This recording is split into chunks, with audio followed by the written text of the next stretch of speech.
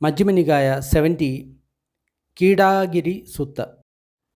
इस सूत्र में भगवान दिन में एक बार भोजन करने का जो गुण है उसके बारे में बताता है।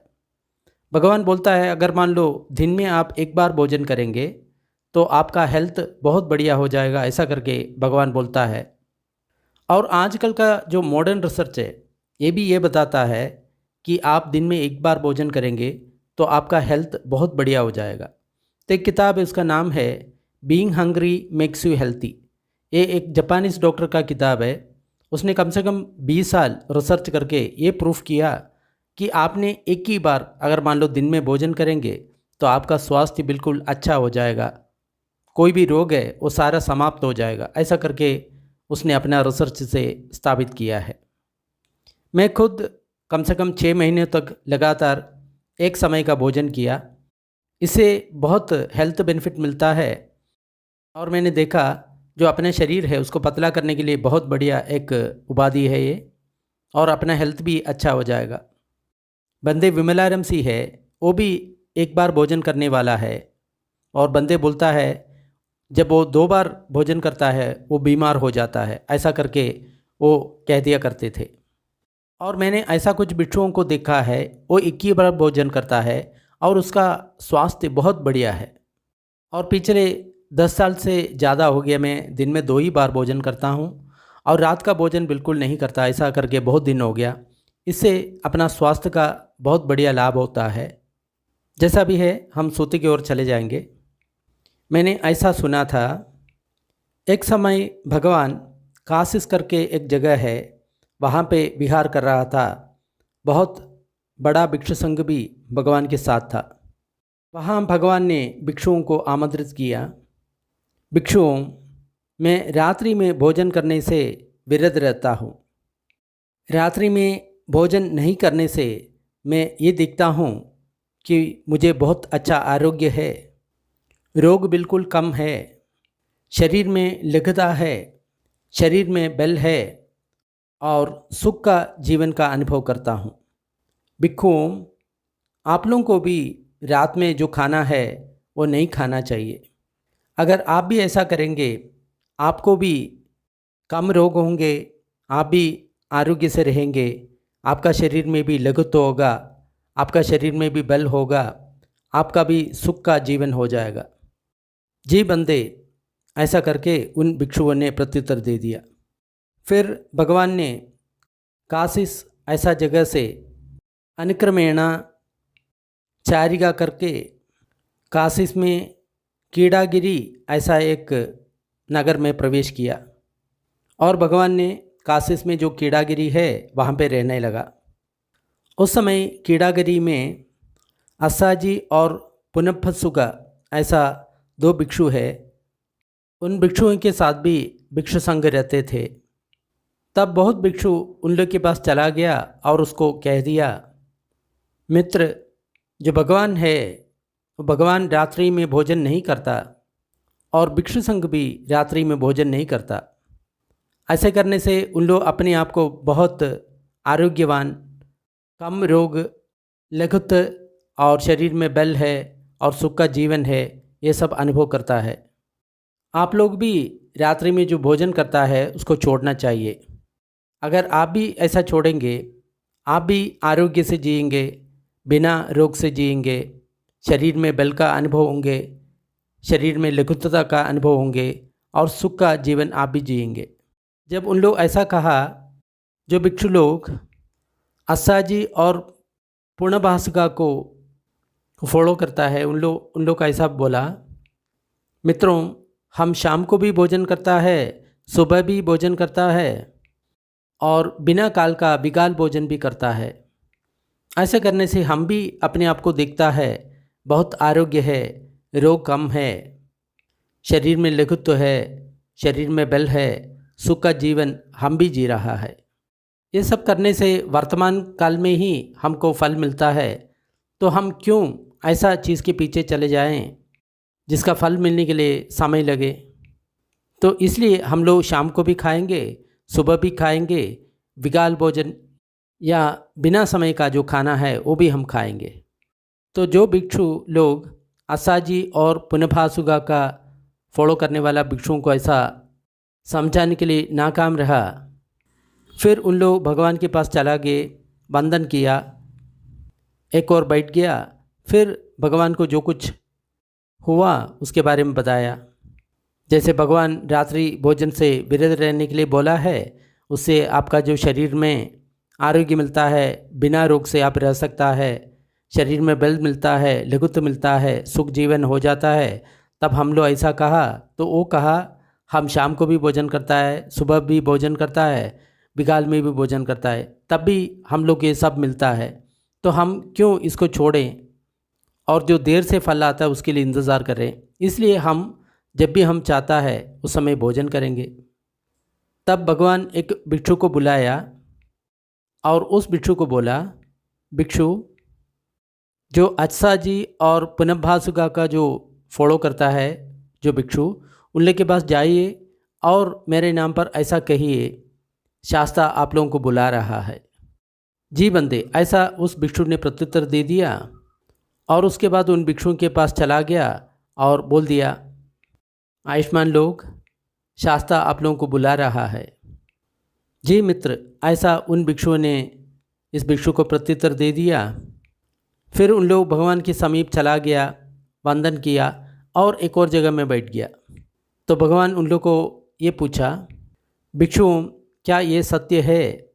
बहुत भिक्षु आप लोगों के पास गया और आपको ये बोला, मित्र भगवान रात्रि भोजन से विरत रहता है, ऐसा भिक्षु संघ भी रात्रि भोजन से विरत रहता है। उस प्रकार करने से उन लोग देखा है, उससे उन लोग का कम रोग होता है, उन लोग को आरोग्य का जीवन हो जाता है और शरीर में लघुत्व का अनुभव करता है, बल का अनुभव करता है और सुख का जीवन उन लोग जीता है। इसलिए आप लोग भी रात का जो भोजन है उससे विरत रहना चाहिए, नहीं खाना चाहिए।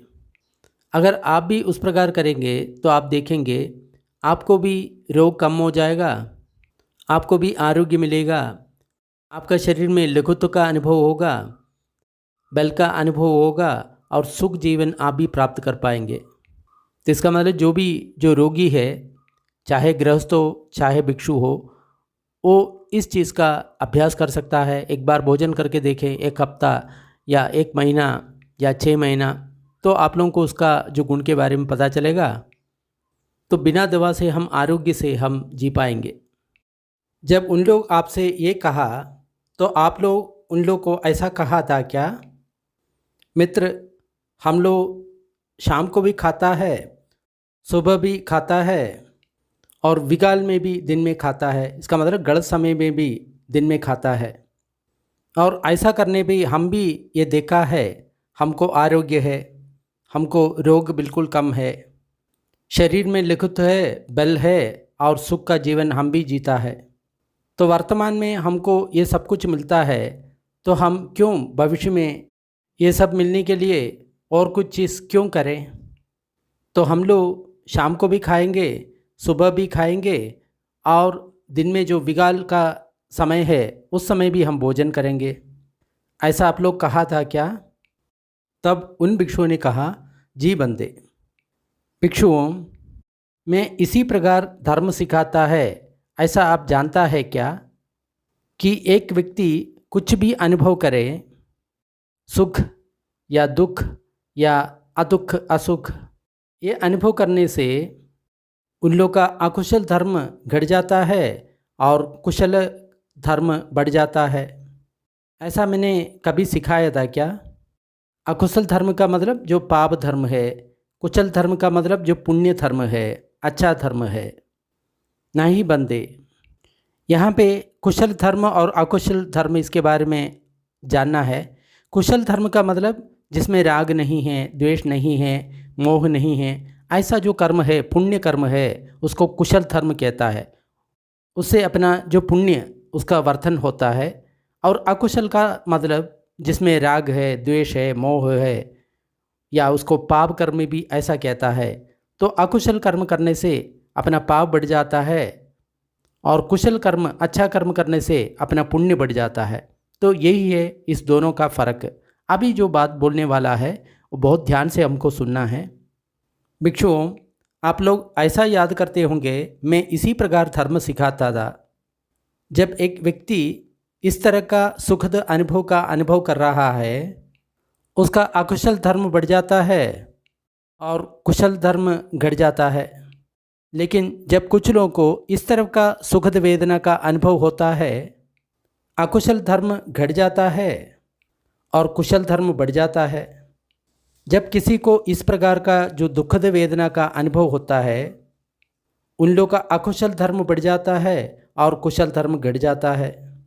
लेकिन जब कुछ लोग इस तरह का दुखद वेदना का अनुभव करता है, अकुशल धर्म घट जाता है और कुशल धर्म बढ़ जाता है।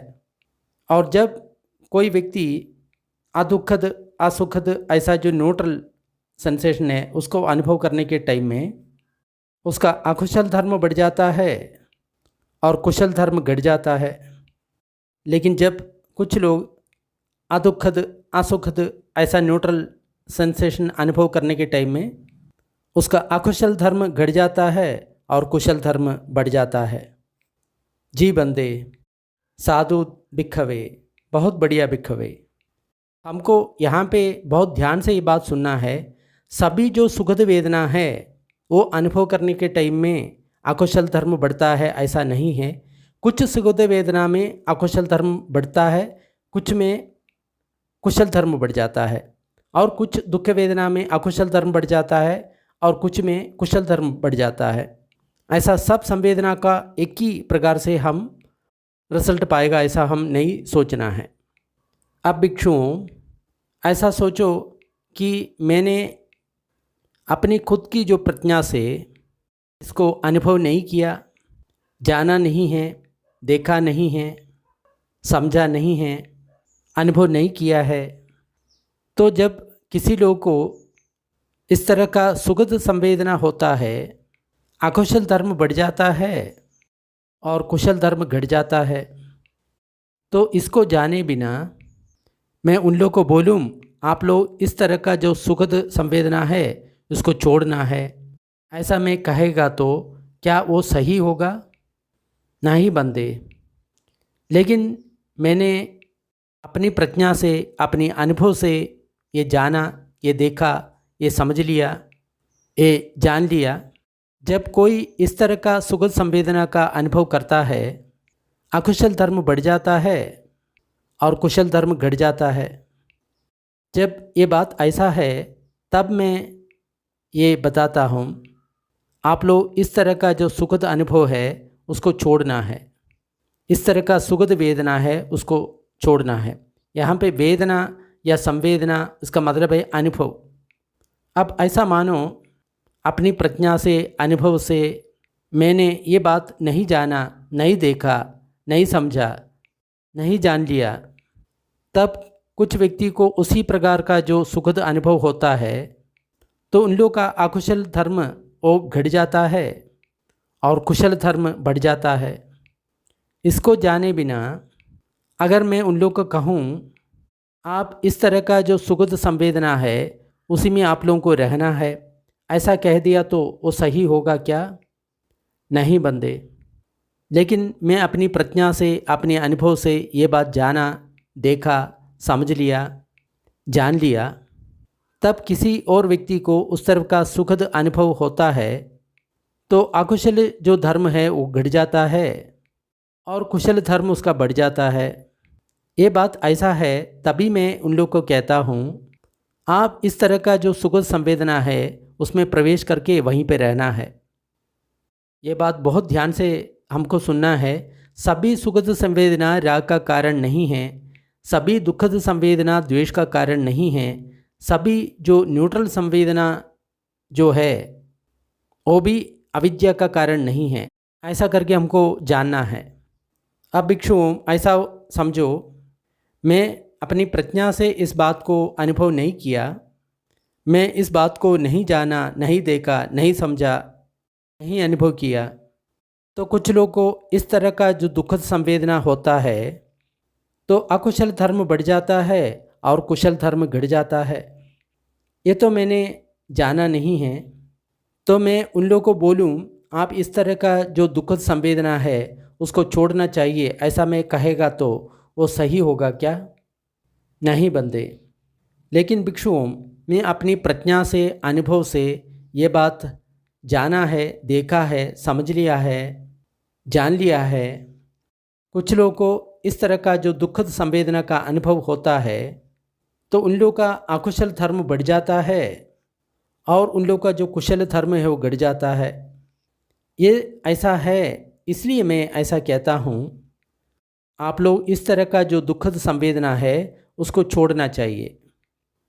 भिखवे, अभी ऐसा समझो, अपनी प्रज्ञा से मैंने ये बात का अनुभव नहीं किया, नहीं जाना, नहीं देखा, नहीं समझा, नहीं अनुभव किया। जब कुछ लोग इस तरह का जो दुखद संवेदना का अनुभव करता है, उन लोगों का अकुशल धर्म घट जाता है और कुशल धर्म बढ़ जाता है। इसको जाने बिना मैं उन लोगों को कहता हूँ, आप लोग इस तरह का जो दुखद संवेदना है उसमें घुसना है और वहीं पे रहना है, ऐसा कहेगा तो वो सही होगा क्या? नहीं बंदे। लेकिन मैं प्रज्ञा से ये अनुभव किया, मैं जाना, देखा, समझ लिया, जान लिया। जब कुछ लोग इस तरह का दुखद संवेदना का अनुभव होता है, उसका अकुशल धर्म घट जाता है और उसका कुशल धर्म बढ़ जाता है। जब बात ऐसा है तभी मैं ये कहता हूँ, आप लोग इस तरह की जो दुखद संवेदना है उसमें प्रवेश करना है और वहीं पे रहना है। भिक्षुओं, ऐसा सोचो, मैंने अपनी प्रज्ञा से अनुभव नहीं किया, मैं नहीं जाना, नहीं देखा, नहीं समझा, नहीं अनुभव किया। जब कुछ लोग इस प्रकार का अदुख असुख जो वेदना है उसको अनुभव कर रहा है तो अकुशल धर्म बढ़ जाता है और कुशल धर्म घट जाता है। जब इसको जाने बिना मैं उन लोगों को कहूँ, आप लोग इस अदुख असुख संवेदना है उसको छोड़ना है, क्या वो सही होगा? नहीं बंदे। लेकिन भिक्षुओं, मैं अपनी प्रज्ञा से, अनुभव से ये जाना है, ये देखा है, ये समझा है, ये अनुभव किया है। जब कुछ लोग इस तरह का जो अदुख असुख अनुभव का अनुभव करता है तो अकुशल धर्म बढ़ जाता है और कुशल धर्म घट जाता है। ये बात ऐसा है, इसलिए तो मैं ये कहता हूँ, आप लोग इस प्रकार का जो अदुख असुख संवेदना है इसको छोड़ना चाहिए। भिक्षुओं, ऐसा समझो कि अगर मैंने इस बात को अपनी प्रज्ञा से नहीं जाना, नहीं देखा, नहीं समझा, नहीं अनुभव किया कि कुछ लोगों को इस तरफ का जो अदुख असुख संवेदना का अनुभव हो रहा है तो उन लोगों का जो अकुशल धर्म है वो घट जाता है और कुशल धर्म बढ़ जाता है। इसको जाने बिना मैं उन लोगों को ये कहता हूँ, आप इस प्रकार का अदुख असुख संवेदना है उसमें घुसना है और वहीं पे रहना है, ऐसा बताएगा तो वो सही होगा क्या? नहीं बंदे। लेकिन भिक्षुओं, मैं अपनी प्रज्ञा से ये बात जाना है, देखा है, समझा है, जान लिया है। जब किसी व्यक्ति को इसी प्रकार का अदुख असुख अनुभव जब होता है तो उन लोगों का अकुशल धर्म घट जाता है और कुशल धर्म बढ़ जाता है। ये बात ऐसा है, तभी तो मैं ये बताता हूँ, आप इस प्रकार का जो अदुख असुख जो संवेदना है उसमें घुस करके वहीं पे आपको रहना है। भिक्षुओं, मैं इन सब भिक्षुओं को प्रमाद रूप में या आलस्य के बिना उन लोगों को फिर काम करना है ऐसा मैं नहीं कहता। और भिक्षुओं, मैं ऐसा भी नहीं कहता इस सारे भिक्षुओं को बिना अप्रमाद से कोई काम नहीं करना है, ऐसा भी मैं नहीं कहता। भिक्षुओं, मैं ऐसा भिक्षु को जो अरहंत है, आसव को क्षीण किया, अपने ब्रह्मचर्य जीवन का पूर्ति किया, जो कुछ करना है कर लिया, अपनी बार उतार दिया, उन लोगों को लक्ष्य पा लिया, पुनर्जन्म का संयोजन ने उसको पूरी तरफ नष्ट कर दिया, उन लोग सही प्रकार से मुक्त हो गया, तो ऐसा भिक्षुओं के लिए अप्रमाद से काम करने का कोई आवश्यकता नहीं है। ऐसा क्यों होता है? क्योंकि वो अप्रमाद से या बिना आलस्य से उसने अपने काम को पूर्ति किया। वो प्रमाद में नहीं रह सकता, इसका मतलब वो आलस्य में अभी नहीं रह सकता। लेकिन जो भिक्षुओं को ऐसा और काम करना चाहिए, अप्रमाद से उन लोग काम करना चाहिए। वो इस शिक्षा को ले रहा है जो उन लोग चाहता है उसको प्राप्त नहीं किया है, अनंतर योगक्षेम को प्राप्त करना चाहता है, यानी अरहंत फल का प्राप्त करना चाहता है। उन लोग अभी अप्रमाद से उन लोग को काम करना चाहिए, बिना आलस्य से उन लोग को काम करना चाहिए। ऐसा क्यों होता है? क्योंकि इस प्रकार सोचता हूँ, ये जो आयुष्मान लोग हैं वो ध्यान करने योग्य आवास में चले जाएंगे, अच्छा मित्रों के साथ उन लोग दोस्ती रखेंगे और अपना इंद्रियों को नियंत्रण में रखेंगे, तब ये हो सकता है इसी जीवन में इस ब्रह्मचर्य का अंतिम लक्ष्य को उन लोग प्राप्त कर पाएंगे। और जिन उपलब्धि के लिए एक कुलपुत्र गृहस्थ जीवन छोड़ करके सन्यासी बनता है, अपना खुद का जो दर्शन से उन लोग उसको प्राप्त कर लेता है। अप्रमाद से ये काम करेगा तो ये फल उन लोग को मिलेगा। इसलिए मैं उन लोग को कहता हूँ, आप लोग अप्रमाद से काम करो या बिना आलस्य से काम करो। भिक्खवे, इस 7 प्रकार का व्यक्तियों को इस लोक में दिखता है। कौन सा 7? उपतो भाग विमुक्तो, इसका मतलब दोनों तरह से विमुक्त हो गया। पඤ्ञा विमुक्तो, प्रज्ञा से विमुक्त हो गया। काय सखी, दिट्ठिपत्तो, श्रद्धा विमुक्तो, धम्मानुसारी, श्रद्धानुसारी। तो इस प्रकार का जो 7 जो लोग हैं वो लोग में दिख जाता है। भिक्षुओं, ये जो उभतो भाग विमुक्त व्यक्ति कौन है? इसका मतलब दोनों तरह से जो मुक्त हुआ ऐसा व्यक्ति कौन है? इद भिक्खवे एकच्चो पुग्गला ये ते संदा विमुखा अधिकम्मा रूप अरूपादे कायेन फुसित्वा विहरति पඤ्ञाय चस्स दिस्वा आसवा परिक्षीणा होंदी। भिक्षुओं, एक व्यक्ति अपना खुद का जो ध्यान का जो अनुभव है उससे रूप से अतिक्रमण करके उस अरूप जो शांत अवस्था है उसको अनुभव किया और उसको पඤ्ञा से देख करके अपना जो आसव है उसको ख़त्म किया। अयम उच्चति भिक्खवे पुग्गलो उभतो भाग विमुक्तो, इसका मतलब ये जो ऐसा व्यक्ति है जो 8 ध्यान करके मन को शांत करके जो विमुक्त हो गया, क्योंकि रूप से अतिक्रमण करके जो 5वां से 8वां तक जो ध्यान है वो शांत ध्यान है, उसको भी अनुभव कर लिया और उसके बाद प्रज्ञा से अपना जो चित्त है उसको विशुद्ध कर दिया। तो दोनों तरह से वो विशुद्ध है, दोनों तरह से वो मुक्त हो गया। पඤ्ञा विमुक्ति और छेदो विमुक्ति। भगवान उपदो विमुक्त है, दोनों विमुक्ति भगवान के पास है। भिक्षुओं, ऐसा जो भिक्षु है उसको अप्रमाद से, इसका मतलब बिना कोई आलस्य से काम करने का कोई काम नहीं है, इसका मतलब उसको कुछ नहीं करना है अभी। ऐसा क्यों होता है? कदम तत्स अप्रमादेन, क्योंकि वो जो कुछ काम करना है अप्रमाद से ही किया है, तो अभी उन लोग प्रमाद में रह ही नहीं पाएगा। इसका मतलब अभी उन लोग आलस्य में रह ही नहीं पाएगा, वो हमेशा अप्रमाद में रहता है। इसका मतलब उसका अविद्या पूरी तरफ ख़त्म हो गया, तो एक सेकंड के लिए भी वो अप्रमाद या आलस्य में या बिना जानकारी के वो नहीं रह सकता, वो हमेशा जागृत अवस्था में रहता है। भिक्षुओं, ये जो पඤ्ञा विमुक्ति ऐसा जो पुग्गला ये कौन है? इसका मतलब ये पඤ्ञा विमुक्त कौन है? ये ऐसा व्यक्ति है वो रूप ध्यान को अतिक्रमण करके शांत अरूप ध्यान का अनुभव नहीं किया, लेकिन फिर भी उन लोग प्रज्ञा के साथ उन लोग अपने अनुभव को देख लिया, उसी के कारण उन लोग को जो आसव है वो ख़त्म हो गया। पඤ्ञा विमुक्ति का मतलब वो व्यक्ति ऐसा जो 8 ध्यान है वो नहीं किया, अरूप ध्यानों का कभी ध्यान नहीं किया और प्रज्ञा से वो मुक्ति पाया। अनिच्छ है, दुख है, अनंत है, इस प्रज्ञा से वो मुक्ति पाया। भिक्षुओं, इस व्यक्ति को मैं पඤ्ञा विमुक्तो, प्रज्ञा से विमुक्त हो गया ऐसा मैं कहता हूँ। मैं ये कहता हूँ इस व्यक्ति को भी अप्रमाद में रहने का कोई आवश्यकता नहीं है, बिना आलस्य से कोई रहने के लिए कोई आवश्यकता नहीं है।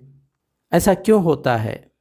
क्योंकि वो जो अपना जो काम है अप्रमाद से ही किया है, वो प्रमाद में नहीं रह सकता, क्योंकि उसका जो अविद्या है पूरी तरफ नष्ट हो गया, तो हर क्षण में वो अप्रमाद रहता है, उसको आलस्य बिल्कुल नहीं आएगा, प्रमाद नहीं आएगा।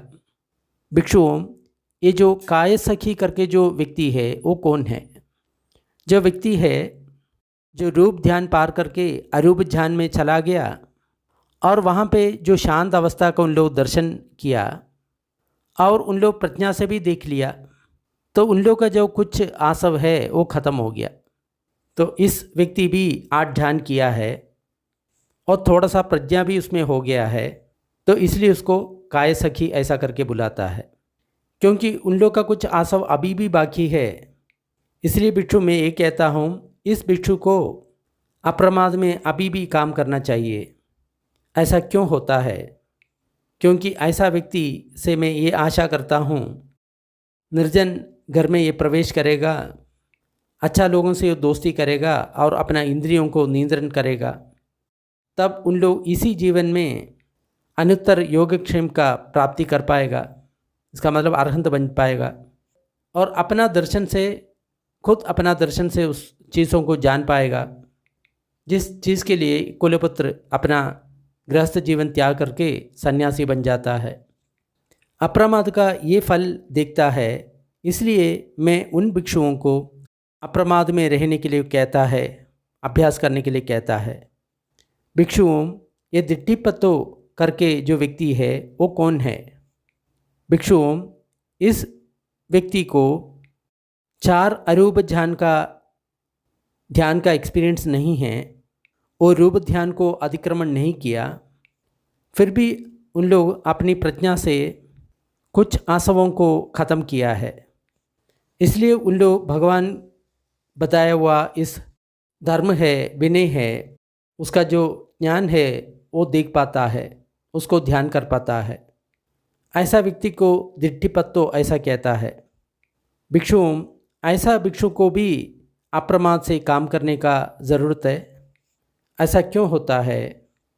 क्योंकि इस व्यक्ति निर्जन गृह में प्रवेश करेगा, वहाँ पे अच्छा दोस्तों से मिलेगा, फिर अपनी इंद्रियों को उन लोग संयम करेगा, तो इसी जीवन में वो अपनी खुद अनुभव से इसका आत्यंतिक लक्ष्य को प्राप्ति कर पाएगा और अपनी अंतर्दृष्टि से उसको देख करके वो जिएगा। इसी के लिए कुलपुत्र गृहस्थ जीवन छोड़ करके सन्यासी बन जाता है। भिक्षुओं, उन भिक्षुओं के लिए इस अप्रमाद से रहने का जो फल मैं जानता हूँ, इसलिए मैं उन लोग को कहता हूँ अप्रमाद से और काम करो, ऐसा करके कहता हूँ। भिक्षुओं, ये श्रद्धा विमुक्तो ऐसा व्यक्ति कौन है? इस व्यक्ति को जो 4 अरूप ध्यान है उसका कोई अनुभव नहीं हुआ है, लेकिन प्रज्ञा से उन लोग का कुछ आसव तो कम हो गया है और उन लोग को जो श्रद्धा है तथागत में प्रतिष्ठित है, आश्रित है। भिक्षुओं, ऐसा जो व्यक्ति को मैं ये कहता हूँ श्रद्धा विमुक्तो, श्रद्धा से जो विमुक्त हो गया। इस व्यक्ति भी अप्रमाद से बहुत काम करना है। ऐसा क्यों होता है? क्योंकि मैं सोचता हूँ ये जो आयुष्मान लोग हैं, निर्जन गृह में प्रवेश करेगा, वहाँ पे अच्छा दोस्तों से वो मिलेंगे, फिर अपने इंद्रियों को संयम करेंगे, फिर इसी जीवन में ब्रह्मचर्य का जीवन का अंतिम लक्ष्य वो जान पाएंगे और अपनी खुद की दृष्टि से उसको वो शायद अनुभव कर पाएगा, जिसके लिए कुलपुत्र गृह त्याग करके सन्यासी बन जाता है। अप्रमाद से काम करने का ये जो फल है उन लोग में देख करके मैं उन लोग को कहता हूँ आप लोग अभी भी बहुत श्रद्धा से अप्रमाद से आपको काम करना है। भिक्षुओं, ये धम्मानुसारी व्यक्ति कौन है? एक व्यक्ति को अरूप ध्यान का कोई एक्सपीरियंस नहीं हुआ, लेकिन प्रज्ञा से देख करके उन लोग का कुछ जो आसव है वो ख़त्म हो गया और भगवान का जो शिक्षा है उन लोग स्वीकार करता है। उन लोग के पास कुछ प्रज्ञा भी है और उन लोग को इस प्रकार का जो गुण है उन लोग के पास है।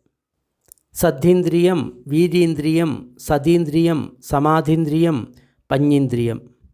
ये जो 5 बल है, एक तो श्रद्धा डिवोशन उसका जो इंद्रिय है, और वीर्य माने प्रयत्न का जो इंद्रिय, सदी इसका मतलब जो जागृता है उसका इंद्रिय, समाधीन्द्रिय जो समाधि है उसका जो इंद्रिय है, पंच इंद्रिय प्रज्ञा है उसका जो इंद्रिय है। अयम उच्चति भिक्खवे पुग्गलो धम्मानुसारी। इस व्यक्ति को मैं धम्मानुसारी ऐसा कहता हूँ। मैं उन लोग को कहता हूँ इस व्यक्ति को और जागृता से काम करना पड़ता है। ऐसा क्यों होता है? क्योंकि मैं सोचता हूँ हो सकता है इन लोग बहुत जल्दी एक निर्जन गृह को प्राप्त कर लेंगे, अच्छा दोस्तों से मिलेंगे और अपनी इंद्रियों को संयम करेंगे। तो इसी जीवन में ब्रह्मचर्य जीवन का जो सबसे ऊंचे अवस्था है उन लोग समझ पाएंगे, और इसी जीवन में वो प्राप्त करके वो जी पाएंगे, जिसके लिए गृहस्थ पुत्र गृह त्याग करके सन्यासी बन जाता है। इस अप्रमाद का फल देख करके भिक्षु मैं उन लोग को कहता हूँ आप अप्रमाद से और काम करना चाहिए। कथमो च भिक्खवे पुग्गलो श्रद्धानुसारी। ये श्रद्धानुसारी पुग्गला कौन है? ये ऐसा व्यक्ति है उसको अरूप ध्यान का कोई एक्सपीरियंस नहीं है, और प्रज्ञा से दे करके उन लोग का कुछ जो आसव है ख़त्म हो गया, और भगवान के प्रति उन लोग के मन में कुछ श्रद्धा है, कुछ प्रेम है, और उन लोग के पास जो नीचे दिया हुआ जो गुण है उन लोग के पास है। सद्धीन्द्रियम, वीर्येन्द्रियम, सदीन्द्रियम, समाधीन्द्रियम, पंचेन्द्रियम। जो 5 इंद्रिय है या 5 बल है उन लोग के पास है। श्रद्धा है, वीर्य है, सदी है, समाधि है और प्रज्ञा है। भिक्खु ऐसा व्यक्ति को मैं कहता हूँ ये श्रद्धानुसारी है, श्रद्धा का अनुसरण करता है। इस भिक्षु को और अप्रमाद से काम करना पड़ता है। ऐसा क्यों होता है? क्योंकि मैंने इस प्रकार सोचता हूँ हो सकता है इन आयुष्मान लोगों ने एक निर्जन गृह में प्रवेश करेगा, अच्छा दोस्तों के साथ मिलेगा, फिर अपनी इंद्रियों को संवर करेगा, फिर इसी जीवन में उन लोग उस अनुत्तर योगक्षेम को प्राप्त करेगा, अपना खुद का दर्शन से उसको प्राप्त करके उन लोग जीने लगेगा। इसी के लिए कुलपुत्र गृहस्थ जीवन छोड़ करके भिक्षु बन जाता है। भिक्षुओं के लिए ये अप्रमाद का फल मैं देखता हूँ, इसलिए मैं उन लोगों को कहता हूँ और अप्रमाद से उन लोगों को काम करना चाहिए। भिक्षुओं, जो मुक्ति है, निब्बाण है, वो तुरंत मिलता है ऐसा मैं नहीं कहता। भिक्षुओं, निब्बाण जब मिलता है हम क्रमेण अभ्यास करता है, क्रमेण हम प्रोग्रेस करता है, और अभ्यास भी हम निरंतरता से करता है। भिक्षुओं, किस प्रकार जो निर्वाण है वो क्रमेण अभ्यास करने से, क्रमेण आगे बढ़ने से, क्रमेण उसको करने से कैसे मिलता है? ये तब ऐसा होता है किसी व्यक्ति के मन में पहले श्रद्धा उत्पन्न होता है, उसके बाद वो अपना एक गुरु के पास चले जाता है, फिर गुरु को नमस्कार कर लेता है, फिर श्रद्धा से उन लोग उसको सुनता है, धर्म को सुनता है, फिर उस धर्म को याद करता है, फिर उसके अर्थ के बारे में सोचता है, फिर सोच समझ करके उसको स्वीकार कर लेता है, फिर उन लोग के मन में उत्साह बढ़ जाता है, फिर उन लोग काम करने लगता है, फिर उन लोग उसको तुलना करता है और संरक्षण करता है, फिर उन लोग अभ्यास करके उस अंतिम सत्य को अपनी प्रज्ञा से देखता है। ये बात हमको बहुत ध्यान से सुनना है। सा भी नाम भिक्खवे श्रद्धा ना होसी। अगर भिक्षु उस व्यक्ति के मन में श्रद्धा ही उत्पन्न नहीं हुआ, जो 5 इंद्रिय में जो पहला जो बल है, पहला जो इंद्रिय है वो श्रद्धा है। भगवान के प्रति श्रद्धा, धर्म के प्रति श्रद्धा, संघ के प्रति श्रद्धा, ये श्रद्धा ही पहला अंग है। अगर श्रद्धा ही नहीं है तम भी नाम भिक्खवे उपसंगमानम ना होसी, तो किसी गुरु के पास वो जाएगा ही नहीं, फिर उन लोग को वो वंदन भी नहीं करेगा, फिर उन लोग उसको सुनेगा भी नहीं, फिर उन लोग धर्म को भी नहीं सुनेंगे, फिर उन धर्म को उन लोग याद भी नहीं करेंगे, फिर उन लोग उसका जो अर्थ है उसके बारे में सोचेगा भी नहीं है, तो फिर उसको उन लोग स्वीकार भी नहीं करेगा, फिर उन लोग को उत्साह भी नहीं होगा, फिर उसके लिए काम भी नहीं करेगा, फिर उसको तुलना भी नहीं करेगा, फिर प्रयत्न भी नहीं होगा। तो भिक्षुओं, आप लोग गलत दिशा में हैं, आप लोग गलत तरह से काम कर रहा है। ये जो मूर्ख पुरुष है, कितना वो धर्म विनय से दूर रह गया। भिक्षुओं, मैं इस 4 प्रस्तावना को दे दूंगा। जो ज्ञानी लोग है वो बहुत जल्दी इसको ग्रहण करेगा और इसको समझेगा। भिक्षुओं, मैं आपके लिए इसको मैं बताऊंगा, इसको समझने के लिए कोशिश करिए। बंदे, इस धर्म को समझने वाला व्यक्ति कौन है?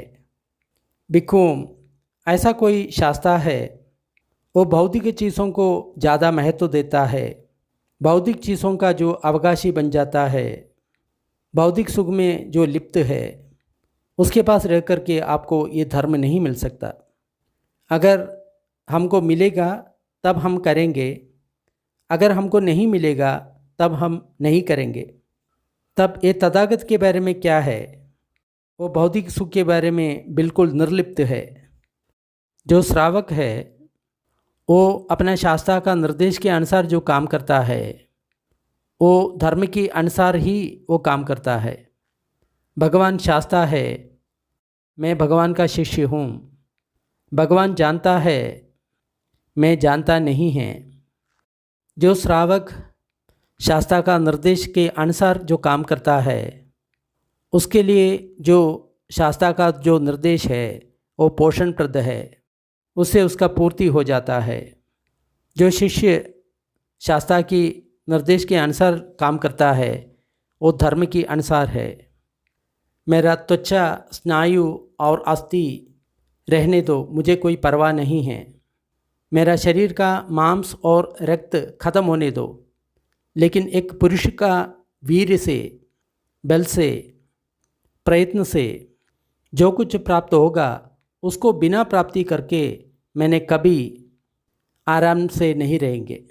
ऐसा जो भी शिष्य शास्त्र के निर्देश के अनुसार काम करता है उसको ये 2 फल से एक मिल सकता है।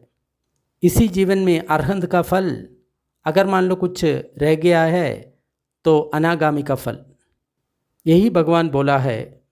तो उन भिक्षुओं ने भगवान का जो वचन है उसको स्वीकार कर लिया और तृप्त हो गया और भगवान का जो वचन है उसको अनुमोदन किया। कीड़ागिरी सुत्तम निठितम। तो रात्रि में भोजन बंद करने के बारे में इस सूत्र में है, और भी बहुत चीज़ उस सूत्र में है। आप लोग जिसको योग्य समझता है उसको ये सूत्र आप फॉरवर्ड कर सकता है। सूत्र अच्छा लगे तो लाइक और शेयर करें, और ऐसा सूत्र और डिस्क्रिप्शन बॉक्स में उपलब्ध है। थोड़ी देर पुण्य वितरण का अभ्यास करेंगे। सारे दुखियारे प्राणी दुख से विमुक्त हो, सारे भयभीत प्राणी भय से विमुक्त हो, सब प्राणियों को मुक्ति मिले। हमारा इस पुण्य कर्म में सभी भागीदार हो, इससे सब प्राणियों को सुख शांति मिले। धरती, जल और गगन के सारे प्राणी, अथोलोक, मनुष्य लोग, 6 देवलोक, 16 रूप ब्रह्मलोक, 4 अरूप ब्रह्मलोक के सारे प्राणी इस पुण्य में भागीदार हो। सभी देवता और ब्रह्मा बुद्ध शासन का रक्षा करे। साधु साधु साधु।